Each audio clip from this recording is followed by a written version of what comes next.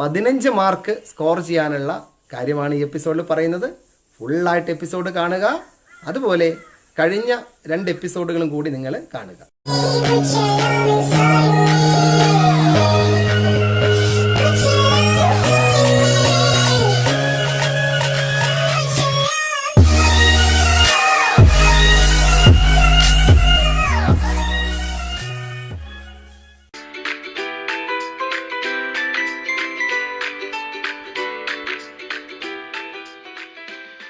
Hi friends, welcome back to FTA vlog. FTA വ്ലോഗിൻ്റെ ഇന്നത്തെ എപ്പിസോഡിലേക്ക് ഏവർക്കും സ്വാഗതം.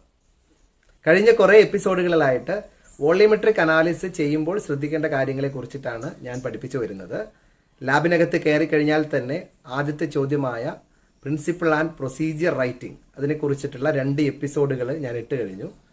സുന്ദരമായിട്ട് നിങ്ങൾക്ക് 3 സ്കോർ അതിനകത്ത് നേടിയെടുക്കാം. കഴിഞ്ഞ 2 എപ്പിസോഡുകൾ കൂടി നിങ്ങൾ കാണുക. ഇന്നത്തെ എപ്പിസോഡിൽ നമ്മൾ കാൽക്കുലേഷൻ പാർട്ടിലേക്ക് പോവുകയാണ്. നമ്മൾ പ്രിൻസിപ്പിളും എഴുതി, പ്രൊസീജിയർ എഴുതി, ആ അഡീഷണൽ ഷീറ്റ് നമ്മുടെ എക്സാമിനർ തിരിച്ചു കൊടുത്തു കഴിഞ്ഞു. തുടർന്ന് നമ്മൾ വോളിയോമെട്രിക്കിൻ്റെ അനാലിസിസ് എക്സ്പെരിമെൻ്റ് ചെയ്ത് കഴിഞ്ഞു. നമ്മുടെ ടാബുലർ കോളത്തിൽ നമുക്കൊരു കൺകോർഡൻ്റ് വാല്യൂ കിട്ടിയിട്ടുണ്ട്. അത് നിങ്ങൾ എക്സാമിനറെ കാണിച്ച് റൗണ്ട് ചെയ്ത് വെച്ചിട്ടുമുണ്ട്. ഇനി നമ്മൾ കാൽക്കുലേഷൻ പാർട്ടിലേക്ക് പോവാണ്. അപ്പോൾ എങ്ങനെയാണ് കാൽക്കുലേഷൻ ചെയ്യുന്നത് എന്നുള്ളതാണ് ഇന്നത്തെ എപ്പിസോഡിൽ വിശദീകരിക്കുന്നത്. അപ്പോഴും നമുക്കൊരു ചോദ്യം വേണമല്ലോ. എന്താണ് ചോദ്യം? Estimate the normality and mass per litre of sodium hydroxide in the whole of the given solution. You are provided with standard solution of H2SO4 containing 4.8 gram per liter. ഇതാണ് ചോദ്യം. അപ്പോൾ ഈ ചോദ്യത്തിൽ എസ്റ്റിമേറ്റ് ചെയ്യുന്നത് എന്താണ്? സോഡിയം ഹൈഡ്രോക്സൈഡ് ആണ് estimate ചെയ്യുന്നത്. നമുക്ക് തന്നിരിക്കുന്ന സ്റ്റാൻഡേർഡ് സൊല്യൂഷൻ സൾഫ്യൂരിക് ആസിഡ് ആണ്. അതിൻ്റെ വെയിറ്റ് പെർ ലിറ്റർ തന്നിട്ടുണ്ട്, അല്ലെങ്കിൽ മാസ് പെർ ലിറ്റർ തന്നിട്ടുണ്ട് 4.8 gram per liter. അങ്ങനെയാണെങ്കിൽ ഈ എക്സ്പെരിമെന്റിന്റെ കാൽക്കുലേഷൻ, അതായത് നമുക്ക് നോർമാലിറ്റിയും മാസ് പെർ ലിറ്ററും കണ്ടുപിടിക്കണം. സോഡിയം ഹൈഡ്രോക്സൈഡിന്റെ ആദ്യ ഭാഗത്തുള്ള എസ്റ്റിമേറ്റ് എന്ന് പറയുന്ന ഭാഗത്തുള്ള സോഡിയം ഹൈഡ്രോക്സൈഡിന്റെ നോർമാലിറ്റിയും മാസ് പെർ ലിറ്ററും കണ്ടുപിടിക്കണം. അതിനുവേണ്ടി നമ്മൾ നോർമാലിറ്റി ബേസ് ചെയ്തിട്ടാണ് ഈ ഒരു കാൽക്കുലേഷൻ ചെയ്യുന്നത്. മൊളാരിറ്റി വെച്ചും ചെയ്യാറുണ്ട്. നമ്മൾ സിലബസിൽ നോർമാലിറ്റി വെച്ച് ചെയ്യാനാണ് പറയുന്നത്. അതുകൊണ്ട് നോർമാലിറ്റി വെച്ച് ചെയ്യുമ്പോൾ നമ്മൾ ഉപയോഗിക്കേണ്ട ഇക്വേഷൻ ആണ് ഞാൻ ഇവിടെ എഴുതിയിരിക്കുന്നത്. N1V1 equal to N2V2. N1V1 equal to N2V2.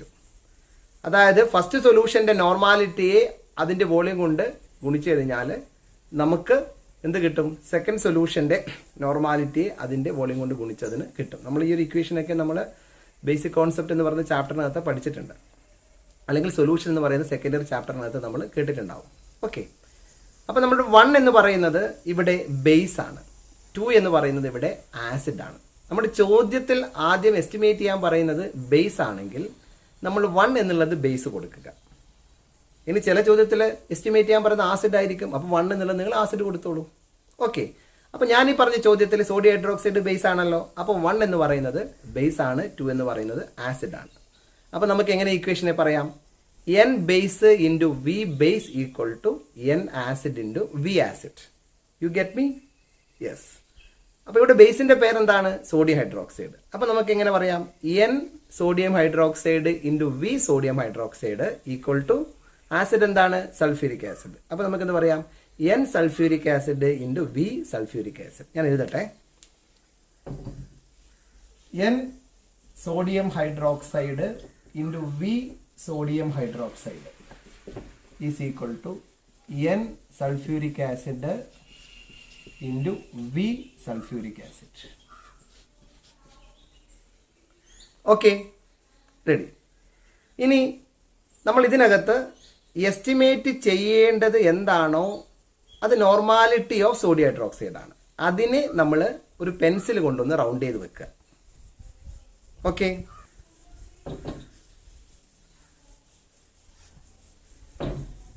അങ്ങനെ അവിടെ റൗണ്ട് ചെയ്ത് കഴിയുമ്പോൾ അവശേഷിക്കുന്നത് എന്തൊക്കെയാണ്? വോളിയം ഓഫ് സോഡിയം ഹൈഡ്രോക്സൈഡ് ഉണ്ട്, നോർമാലിറ്റി ഓഫ് സൾഫ്യൂരിക് ആസിഡ് ഉണ്ട്, വോളിയം ഓഫ് സൾഫ്യൂരിക് ആസിഡ് ഉണ്ട്. നമുക്കിതൊന്നിനെ റീഅറേഞ്ച് ചെയ്ത് എഴുതാം. അതായത് ഇവിടെ കാണിച്ചിരിക്കുന്ന normality of sodium hydroxide equal to എന്ന് പറഞ്ഞിട്ട് നമ്മൾ ഇതിനൊന്ന് റീഅറേഞ്ച് ചെയ്താൻ പോവാണ്. Normality of sodium hydroxide is equal two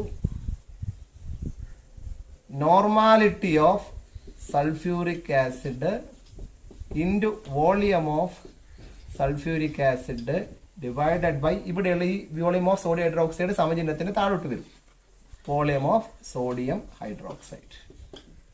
ready അല്ലേ? എല്ലാവർക്കും അറിയുന്നതാണത്. ഇതിനകത്ത് 3 കാര്യങ്ങളാണ് നമ്മൾ എഴുതേണ്ടത്. അതിൽ ഒന്നാമത്തെ കാര്യമാണ് normality of sulphuric acid. Normality of sulphuric acid direct ക്വസ്റ്റ്യനിൽ തന്നിട്ടില്ലെങ്കിലും weight per litre of sulphuric acid ക്വസ്റ്റ്യന്റെ അവസാന ഭാഗം തന്നിട്ടുണ്ട്, 4.8 ഗ്രാം എന്നുള്ളത്. അപ്പോൾ നോർമാലിറ്റി കണ്ടുപിടിക്കേണ്ട ഇക്വേഷൻ ആണ് weight per litre divided by equivalent weight, അല്ലെങ്കിൽ mass per litre divide by equivalent wait.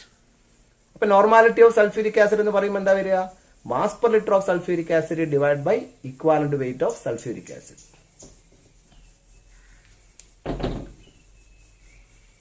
Normality of sulfuric acid is equal to weight per liter of sulfuric acid divided by equivalent weight of sulfuric acid.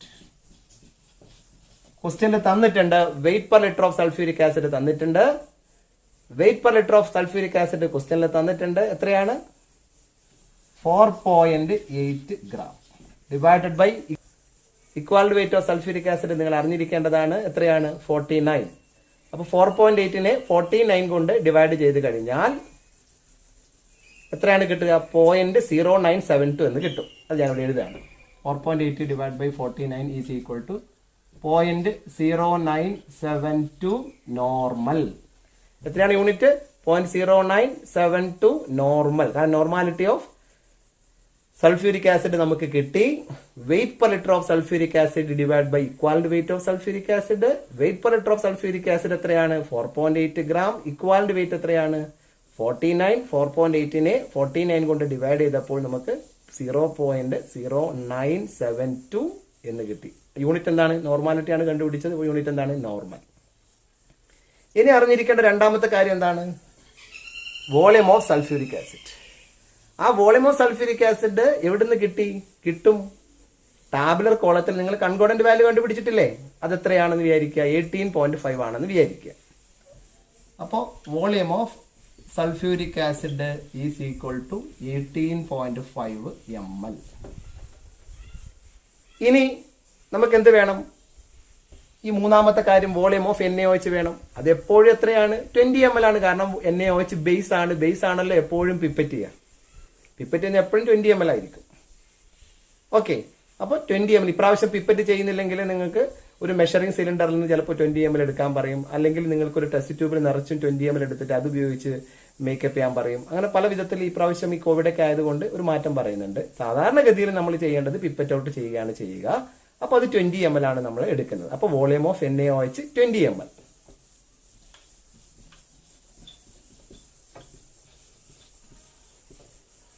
അപ്പോൾ നമുക്ക് normality of sodium hydroxide കണ്ടുപിടിക്കേണ്ട 3 ഡാറ്റയും കിട്ടി. അതായത് normality of sulphuric acid കിട്ടി, volume of sulphuric acid കിട്ടി, volume of sodium ഹൈഡ്രോക്സൈഡും കിട്ടി. എങ്കിൽ നമ്മളിവിടെ സബ്സ്റ്റിറ്റ്യൂട്ട് ചെയ്യുകയാണ്. Normality of sodium hydroxide is equal to normality of sulphuric acid 0.0972 into volume of sulfuric acid 18.5 divided by volume of sodium hydroxide 20 equal to. നിങ്ങൾക്ക് calculator use ചെയ്യാൻ പറ്റുന്നതാണ്. കാൽക്കുലേറ്ററിൽ നിങ്ങളിത് അടിച്ചു കൊടുത്തുകൊണ്ട് നിങ്ങൾ അതിന്റെ ഫൈനൽ റിസൾട്ട് അവിടെ എഴുതി വെക്കുക. റിസൾട്ട് എന്താണ്? 0.0905 എന്ന് നിങ്ങൾക്ക് ആൻസർ കിട്ടും. 0.0905 നോർമൽ എന്ന ആൻസർ കിട്ടും. അപ്പോൾ നമുക്ക് നോർമാലിറ്റി ഓഫ് സോഡിയം ഹൈഡ്രോക്സൈഡ് കിട്ടി. ഇനി നമുക്ക് നോർമാലിറ്റി കിട്ടിക്കഴിഞ്ഞാൽ മാസ് പെർ ലിറ്റർ കണ്ടുപിടിക്കണം. നോർമാലിറ്റിയുടെ ഇക്വേഷൻ നമുക്കറിയാം, mass per litre divide by equivalent weight ആണ്. അങ്ങനെയാണെങ്കിൽ മാസ് പെർ ലിറ്റർ ഈക്വൽ എന്ന് പറഞ്ഞാൽ എന്തായിരിക്കും? ആ ഇക്വാലന്റ് വെയിറ്റിനെ നോർമാലിറ്റി കൊണ്ട് ഗുണിച്ചാൽ മതി. അപ്പോൾ ഇവിടെ നമുക്ക് കിട്ടിയത് നോർമാലിറ്റി ഓഫ് സോഡിയം ഹൈഡ്രോക്സൈഡ് ആണ്. അപ്പോൾ mass per litre of sodium hydroxide സമം mass per liter of sodium hydroxide is equal to normality of sodium hydroxide into equivalent weight of sodium hydroxide. എത്രയാണ് നോർമാലിറ്റി ഓഫ് സോഡിയം ഹൈഡ്രോക്സൈഡ്? 0.0905 ആണ്. Equality weight of sodium hydroxide 40 ആണെന്ന് നിങ്ങൾ പഠിച്ചു വെക്കണം. അപ്പോൾ final result ഇത് രണ്ടും കൂടി കാൽക്കുലേറ്ററിൽ ടൈപ്പ് ചെയ്ത് കഴിഞ്ഞാൽ നിങ്ങൾക്ക് ആൻസർ കിട്ടും. ആൻസർ 3.62 ഗ്രാം എന്നാണ്. 3.62 ഗ്രാം. Okay, yes. അപ്പൊ ചോദ്യത്തിലെ ഒന്നാമത്തതിന്റെ ആൻസർ നമുക്ക് കിട്ടി. എന്ത്? Estimate the normality. അതാണ് ഇവിടെ നമുക്ക് കിട്ടിയത് 0.0905 നോർമൽ എന്നുള്ളത്. രണ്ടാമത്തെ പാർട്ട് എന്താണ്? In the whole of the given solution എന്നാണ്. ഗിവൺ സൊല്യൂഷൻ എന്ന് പറയുന്നത് നമ്മൾ 100 ml മേക്കപ്പ് ചെയ്ത സൊല്യൂഷൻ ആണ്. അതിനകത്ത് 100 ml ആണ്, 1 ലിറ്ററിലല്ല, 1000-ലല്ല, 100-ലാണ്. അപ്പൊ നമുക്ക് in the whole of the given solution കിട്ടണമെങ്കിൽ ഇതിനെ 10 കൊണ്ട് ഡിവൈഡ് ചെയ്യണം. അതാണ് mass in the whole of the given solution. അപ്പോ mass in the whole of the given solution, mass per litre കിട്ടി. Mass in the whole of given solution കണ്ടുപിടിക്കാൻ വേണ്ടിയിട്ട് നിങ്ങൾക്ക് മാസ് പെർ ലിറ്ററിന് കിട്ടിയതിനെ എന്തുകൊണ്ട് ഡിവൈഡ് ചെയ്യുക? 10 കൊണ്ട് ഡിവൈഡ് ചെയ്ത് കഴിഞ്ഞാൽ 0.0362 എന്ന് നമുക്ക് ആൻസർ കിട്ടും. You get me? അപ്പോൾ മാസ് പെർ ലിറ്റർ കിട്ടിയതിൽ അതിന് mass in the whole of the solution കണ്ടുപിടിക്കാൻ നമ്മൾ അതിന് 10 കൊണ്ട് ഡിവൈഡ് ചെയ്യണം. അപ്പോൾ നമുക്ക് ഈ കാൽക്കുലേഷൻ പാർട്ട് ഇവിടെ അവസാനിച്ചു. 4 റിസൾട്ട് കിട്ടി. ഒന്നാമത്തെ റിസൾട്ട് എന്താണ്? Normality of sulphuric acid. രണ്ടാമത്തെ റിസൾട്ട് എന്താണ്? Normality of sodium hydroxide. മൂന്നാമത്തെ റിസൾട്ട് എന്താണ്? Mass per litre of sodium hydroxide.